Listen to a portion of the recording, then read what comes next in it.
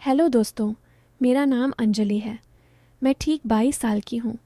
बदन में ऐसी प्यास जो हर वक्त चलती रहती है। गांव की लड़की हूँ। गांव के सभी लोग बूढ़े और जवान मुझ पर फिदा रहते हैं। लेकिन शहर में कॉलेज जाती हूँ। मेरी बॉडी ऐसी है कि जब साड़ी या सलवार कमीज़ पहनती हूँ तो लोग थोड़ा रुक कर देखते हैं। कमर पतली है, ऊपर से भरी हुई है, जैसे दो लटके हुए हो जो थोड़ा हिलते हैं जब मैं तेज़ चलती हूँ या हंसती हूँ। कूल थोड़े चौथे हैं जिससे चलते वक्त एक खास लहर आती है। होठ गुलाबी हैं, हमेशा थोड़े नम लगते हैं, जैसे अभी अभी कोई मीठा रस चाटा हो। बाल लंबे काले कमर तक लहराते हैं, हवा में उड़ते हैं तो कोई भी देखता रह जाता है। आंखें बड़ी बड़ी हैं, काजल लगाती हूँ तो और गहरी लगती हैं, शरारत से चमकती हैं। मैं खुद को आईने में देखकर सोचती हूँ कि हाँ, अब मैं पूरी जवान हो गई हूँ, लेकिन दिल से बहुत सीधी हूँ। बस कभी कभी मजाक में थोड़ी शरारत कर लेती हूँ जो लोगों को एक्साइट कर देती है। थोड़ी कामुक लगती हूँ, लेकिन असल में मैं परिवार की लड़की हूँ जो माँ बाप की इज्जत रखती है। मैं अब भी कुंवारी हूँ और मुझे अभी तक किसी ने छुआ तक नहीं है। मैं बहुत अकेलापन महसूस करती हूँ और सोचती हूँ कोई ऐसा हो जो मेरी रातों को रंगीन कर दे और मेरा अकेलापन दूर हो जाए, क्योंकि मेरे भी कुछ अरमान हैं। मैं भी एक औरत हूँ। और हाँ, अगर आप भी मुझसे बात करना चाहते हो तो मैंने मेरा नंबर इसी वीडियो में बताया है। तो पूरी कहानी सुनो, क्योंकि मेरा नंबर इसी कहानी में है। अब मैं तुम्हें अपनी वह कहानी सुनाती हूँ जो मेरे दादाजी के साथ की है। कहानी बहुत ही ज़्यादा मज़ेदार होने वाली है, जिसमें आपको बहुत मज़ा आएगा। तो पूरी कहानी सुनो और देखो मेरे और मेरे दादाजी के बीच में आखिर क्या क्या हुआ। हेलो दोस्तों, सबसे पहले मैं आपसे रिक्वेस्ट करना चाहती हूँ कि वीडियो देखने के बाद सब्सक्राइब ज़रूर कर लीजिएगा। मैं इन वीडियोस को बनाने में बहुत मेहनत करती हूँ और इसी से मैं अपना खर्चा चलाती हूँ। जो भी सब्सक्राइब करेगा, मैं दुआ करती हूँ कि उसकी ज़िंदगी बहुत अच्छी, अमीर और खुशहाल हो। प्लीज़ प्लीज़ सब्सक्राइब कर लीजिएगा। दादाजी का नाम राजेश है। सब उन्हें दादाजी ही कहते हैं। उम्र में 65 के करीब हैं, लेकिन बॉडी मजबूत है, कद लंबा है, कंधे चौड़े हैं, बाल सफ़ेद हो गए हैं, लेकिन चेहरा हमेशा मुस्कुराता रहता है। वो खेती करते हैं, मज़दूरों को काम देते हैं, हमारे घर में आते जाते रहते हैं, जैसे अपना घर समझते हो। जब मैं छोटी थी तब दादाजी मुझे गोद में उठाकर घुमाते थे, चॉकलेट लाते थे, कहानियाँ सुनाते थे, रात को सोते वक्त मेरे सिर पर हाथ फेरते थे। लेकिन अब मैं बड़ी हो गई हूँ, 22 की। अब वो मुझे बेटी कहते हैं, लेकिन उनकी नज़रें थोड़ी अलग हो गई हैं, बातें थोड़ी शरारती हो गई हैं, अलग वाली। मैं सोचती हूँ कि शायद वह बस मजाक कर रहे हैं क्योंकि वह दादाजी हैं, परिवार के हैं। लेकिन दिल में एक छोटा सा डर भी रहता है, एक अजीब सा सस्पेंस कि कहीं कुछ और तो नहीं सोच रहे, लेकिन फिर भी वो दादाजी हैं, मुझे बहुत प्यार करते हैं और मैं भी उन्हें बहुत मानती हूँ। बात उस गर्मियों की छुट्टियों की है। मैं कॉलेज से गांव लौटी थी। घर छोटा सा है, लेकिन आंगन बड़ा है। चारों तरफ हरे खेत, दूर दूर तक सुबह मुर्गियाँ चहचहाती हैं, शाम को गायों की घंटियाँ बजती हैं। उस दिन सुबह मैं जल्दी उठी। शहर की आदत से नींद जल्दी टूट जाती है। मैंने एक पतली सी सफ़ेद कुर्ती पहनी थी, नीचे टाइट लेगिंग्स। कुर्ती इतनी पतली कि पसीना आते ही बॉडी से चिपक जाती है। आंगन में झाड़ू लगा रही थी। झाड़ू लगाते हुए कमर हिल रही थी। पसीना माथे से टपक रहा था, गर्दन से नीचे जा रहा था। कुर्ती गीली हो रही थी, नीचे की लाइन साफ दिख रही थी, ऊपर से भी थोड़ा थोड़ा उभार आ रहा था। मैं धीरे धीरे झाड़ू लगा रही थी, क्योंकि गर्मी में जल्दबाजी करने से और पसीना आता है। आंगन की मिट्टी उड़ रही थी, लेकिन मैं लगी हुई थी कि आज का दिन कैसे बीतेगा। तभी गेट खुला। दादाजी अंदर आए, हाथ में प्लास्टिक की थैली जिसमें ताज़ी सब्जियां थीं, लाल टमाटर, चमकते बैंगन, हरी भिंडी, कुछ धनिया पत्ता। वह सुबह खेत से ताज़ा तोड़कर लाते हैं। उनकी नज़र सीधे मेरे ऊपर टिक गई। थोड़ी देर चेहरे पर रुकी, फिर नीचे कमर पर जहाँ मैं झुकी हुई थी और कुर्ती चिपकी हुई थी। उनकी आंखें थोड़ी सिकुड़ी हुई, जैसे कुछ देख रहे हो। मैंने महसूस किया, लेकिन झाड़ू जारी रखी। अरे अंजलि, बेटी क्या कर रही है इतनी सुबह? कमर हिलाकर झाड़ू लगा रही है। लग रहा है कोई नाच का रिहर्सल कर रही हो किसी लड़के के साथ, डांस प्रैक्टिस। उनकी आवाज़ गहरी थी, आंखों में शरारत चमक रही थी। वो थैली नीचे रखी और मेरी तरफ आते हुए मुस्कुराए। मैंने झाड़ू रोक दी, सीधी हुई मुस्कुराए, बाल पीछे किए। दादाजी, झाड़ू लगाने में कमर तो हिलेगी ही आपकी नज़र। सुबह सुबह ही तेज़ हो गई।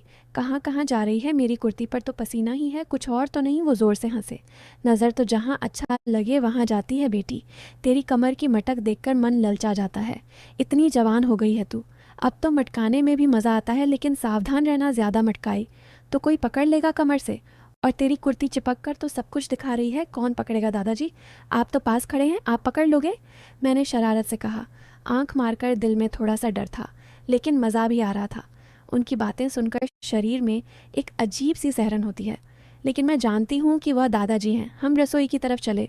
माँ चूल्हे पर रोटी सेक रही थी। दादाजी ने थैली माँ को दी। बहन, ये लो ताज़ी सब्जियाँ, आज बैंगन की सब्ज़ी बनाना, स्वाद आएगा। माँ ने मुस्कुरा कर लिया। भैया आपका शुक्रिया। अंजलि, चाय बना इनके लिए और अपनी भी पी ले। मैंने चाय बनानी शुरू की।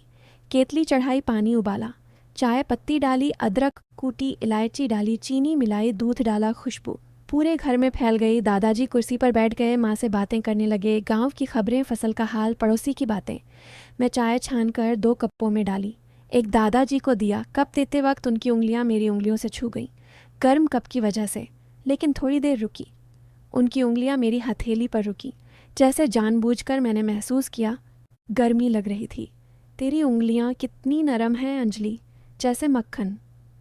चाय भी मीठी लग रही है, तूने क्या मिलाया इसमें? मैंने शर्माकर कहा। मीठास तो मेरे अंदर है दादाजी, चाय में बस थोड़ा सा डाला। आप चख कर देखो। चखूँ, अच्छा लगेगा क्या?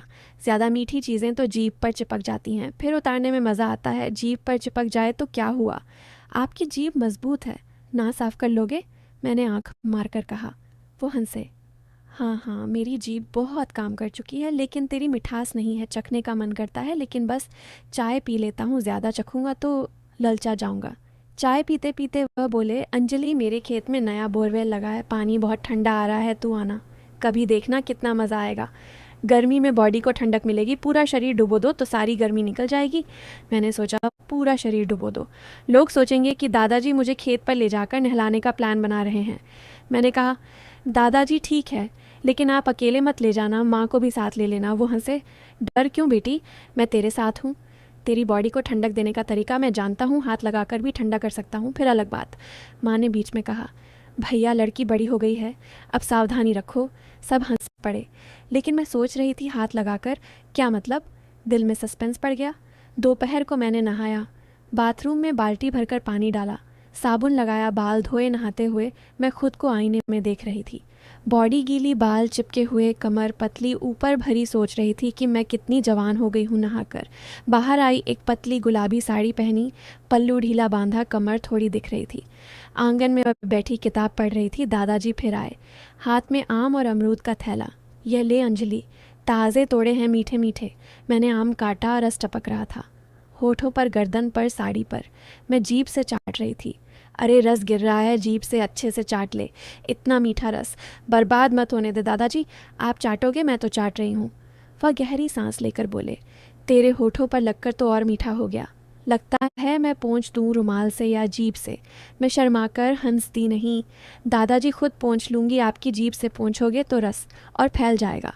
फैल जाए तो क्या, ज़्यादा फैला तो हाथ पैर चिपचिपे हो जाएंगे, फिर साफ़ करने में मज़ा आएगा। वो बोले, तेरी साड़ी में कुछ ज़्यादा टाइट लग रहा है, आज ऊपर का हिस्सा दब रहा है, क्या ढीला कर दूँ? ढीला कैसे करेंगे दादाजी, आपकी उंगलियां तेज़ हैं। हाँ, उंगलियां तेज़ हैं, लेकिन मैं बस देख रहा हूँ कि कहीं दबाव तो नहीं पड़ रहा। तेरे ऊपर के हिस्से पर मैंने हंसकर पल्लू ठीक किया। दिल धड़क रहा था, सोच रही थी क्या वह सच में छूने वाले हैं, लेकिन नहीं छुए हैं बस। बातें। शाम को पूजा हुई, मैंने दिए सजाए, अगरबत्ती जलाई। दादाजी आए, सफ़ेद कुर्ता पहनकर। आरती करते वक्त पल्लू सरक गया, ऊपर की भरी हुई चीज़ें हिली। पल्लू संभाल ले बेटी, सब कुछ बाहर आ रहा है, दिख रहा है सब। दादाजी, आपकी नज़र तो सब देख लेती है, क्या देखना चाहते हो? जो छुपा है वो देखने की इच्छा तो हर किसी की होती है, लेकिन मैं तो बस तेरी हिफाजत करता हूँ। लेकिन सच कहूँ, तेरे जैसे जवान माल को देखकर मन डोल जाता है। जवान माल दादाजी, आप भी ना? हाँ, माल तो तू है, जवान और रसीला। लेकिन चिंता मत कर, मैं तेरे साथ हूँ। रात को नींद नहीं आई, पानी पीने गई दादाजी, वहाँ बॉडी गर्म हो रही है। हाँ दादाजी, बहुत गर्मी है, आ बाहर बैठे, तेरी बॉडी को ठंडक मिलेगी आंगन में बैठे। वह बोले, तेरा शरीर इतना गर्म क्यों है? मैं हाथ लगाकर चेक करूं? हाथ लगाकर कहाँ लगाओगे? जहाँ गर्मी ज़्यादा हो, कमर पर, पीठ पर, या जहाँ तू कहे दादाजी आप ठंडक कैसे देंगे? मेरा हाथ ठंडा है, लगाऊं तो पता चलेगा। लेकिन बस बातें कर लेते हैं, रात भर बातें होती रहीं, रात को अकेली सोती है, डर नहीं लगता। कोई आ जाए तो आ जाए, तो क्या आप पास है ना?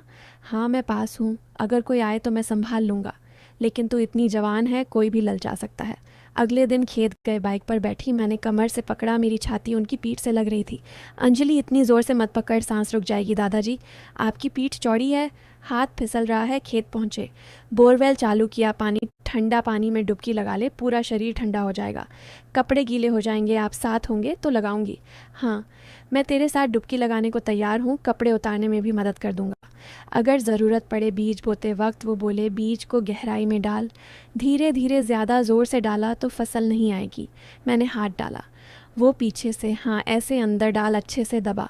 मेरे हाथ गंदे हो गए, वो रुमाल से साफ़ किए। उंगलियां मेरी हथेली पर रगड़ी, साफ़ हो गया। लेकिन तेरी हथेली कितनी मुलायम है। एक शाम बोले, पीठ दुख रही है, मसाज कर दे। मैंने दबाया। तेरे हाथों में जादू है, नीचे तक असर हो रहा है और ज़ोर से अंदर तक पहुंचा। कितना ज़ोर लगाऊं? जितना तू सहन कर सके। मेरी बॉडी मजबूत है, तू दबा। एक शाम की बात है, सूरज ढल रहा था, घर में हल्की हल्की ठंडक आ रही थी, लेकिन दिन भर की गर्मी अभी भी बॉडी में बसी हुई थी। मैं आंगन में बैठी थी, साड़ी का पल्लू थोड़ा सरका हुआ था, पसीना सूखकर चिपचिपाहट छोड़ गया था। दादाजी खेत से लौटे थे, उनका कुर्ता पसीने से भीगा हुआ था, कंधे पर थोड़ी मिट्टी लगी हुई थी। वो थके हुए लग रहे थे, लेकिन चेहरे पर वही मुस्कान थी। वो आंगन में आए, कुर्सी पर बैठ गए और बोले, अंजलि बेटी, आज खेत में बहुत काम हुआ, पीठ में दर्द हो रहा है, तू जवान हो गई है, तेरे हाथों में ताकत भी आई है, ज़रा मसाज कर देना। मैंने थोड़ा हिचकिचाते हुए कहा, दादाजी मैंने कभी किसी की मसाज नहीं की, पता नहीं कैसी लगेगी। वो हंस पड़े, उनकी हंसी में वही शरारत थी। अरे बेटी, तू तो सब कुछ अच्छा करती है, तेरे हाथों का स्पर्श ही जादू है, बस पीठ पर हाथ फेर दे, दर्द कम हो जाएगा। मैंने हाँ में सिर हिलाया, लेकिन दिल में सस्पेंस था, क्या होगा अगर वह कुछ और कहें या कुछ और करें। मैं उठी, कमरे में गई जहां हम लोग सोते थे। दादाजी भीतर आए, कुर्ता उतारकर सिर्फ बनियान में लेट गए। उनकी पीठ चौड़ी थी, मजबूत, लेकिन काम के बोझ से थोड़ी अकड़ गई हुई लग रही थी। मैं उनके बगल में बैठ गई, साड़ी का पल्लू ठीक किया ताकि ज़्यादा न सरके। दादाजी कहाँ दर्द है? मैंने पूछा। आवाज़ थोड़ी धीमी थी, यहीं कंधों से नीचे कमर तक, ज़ोर से दबा दे बेटी, मेरी बॉडी मजबूत है, सहन कर लेगी। मैंने हाथ आगे बढ़ाए, उनकी पीठ गर्म थी, पसीने से नम। मैंने पहले हल्के से हाथ फेरा, फिर धीरे धीरे दबाना शुरू किया। उनकी मांसपेशियां सख्त थीं जैसे पत्थर। मैंने कंधों से शुरू किया, अंगूठे से गोल गोल दबाया। वाह अंजलि, तेरे हाथों में कितना जादू है, वो बोले। आवाज़ भारी हो गई और नीचे कमर के पास, वहाँ बहुत दर्द है। मैंने हाथ नीचे ले जाया, कमर के पास दबाया। उनकी कमर पर भी पसीना था, गर्मी महसूस हो रही थी। मैंने ज़ोर से दबाया, उनकी सांस तेज़ हो गई। हाँ ऐसे ही, और ज़ोर से अंदर तक पहुंचा दे, दर्द को बाहर निकाल दे। उनकी आवाज़ में एक अजीब सी भारीपन था। मैं सोच रही थी, अंदर तक यह अलग बातें हैं या बस दर्द की बात? दिल तेज़ धड़क रहा था। मैंने और ज़ोर लगाया, उनकी पीठ पर हाथ फेरते हुए। उनकी सांसें तेज़ हो रही थीं। हाँ बेटी, तेरा हाथ कितना नरम है, लेकिन ताकत भी है। और नीचे, हाँ वहाँ। मैं थोड़ा असहज हुई, लेकिन रुकी नहीं। मैंने कमर के दोनों तरफ दबाया, उनकी मांसपेशियाँ ढीली हो रही थीं। दादाजी दर्द कम हुआ? मैंने पूछा। आवाज़ कांप रही थी। हाँ बहुत आराम मिल रहा है, तेरे हाथ लगते ही दर्द भाग रहा है, लेकिन थोड़ा और नीचे की तरफ। हाँ वहाँ। मैंने हाथ और नीचे ले जाया, लेकिन रुक गई। दिल में सवाल उठ रहा था, कहीं ये ज़्यादा तो नहीं हो रहा? मैंने कहा, दादाजी अब ठीक है ना? वो मुड़कर मेरी तरफ देखे, आंखों में वही शरारत। हाँ बेटी, बहुत अच्छा लग रहा है, तेरे हाथों का स्पर्श जैसे कोई जादू कर रहा हो, लेकिन अगर तू चाहे तो और देर तक। मैंने हंसकर कहा, बस दादाजी अब आप आराम कर लीजिए, मैं चाय बना लाती हूँ। वो मुस्कुराए, ठीक है बेटी, लेकिन याद रखना तेरे हाथों में जादू है, कभी भी ज़रूरत पड़े तो बता देना। मैं उठी, कमरे से बाहर आई। दिल अभी भी तेज़ धड़क रहा था।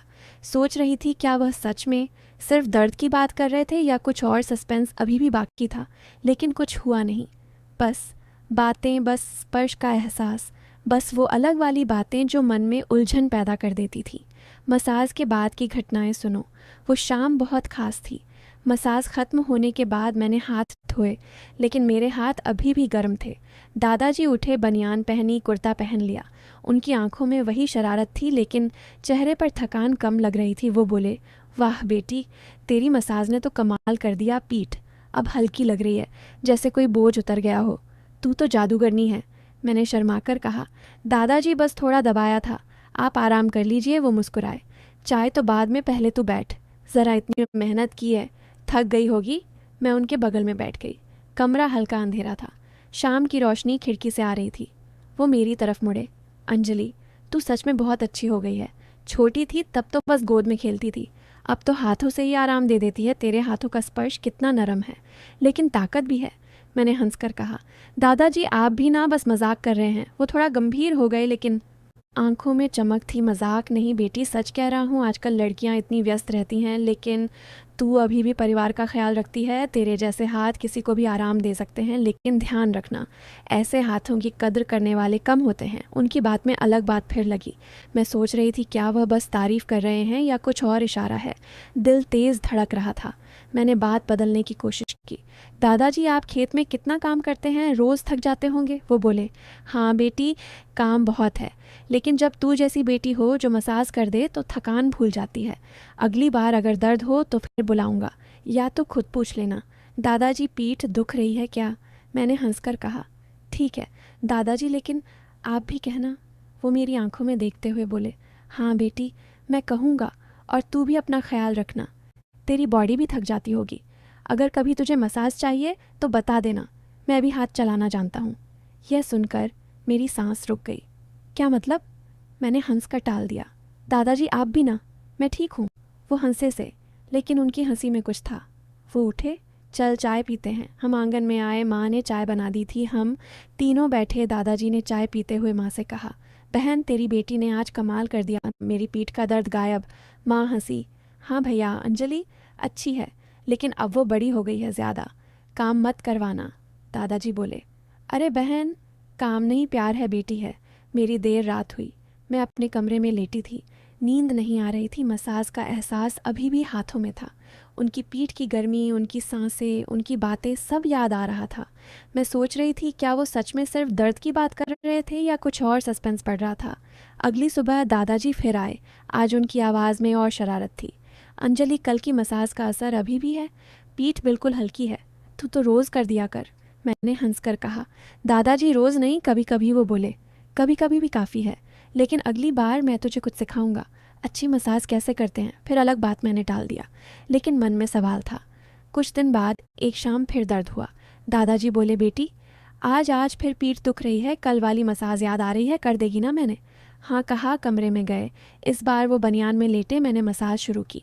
हाथ पीठ पर फेरते हुए वो बोले, हाँ ऐसे ही, और नीचे कमर के पास, वहाँ बहुत अच्छा लग रहा है।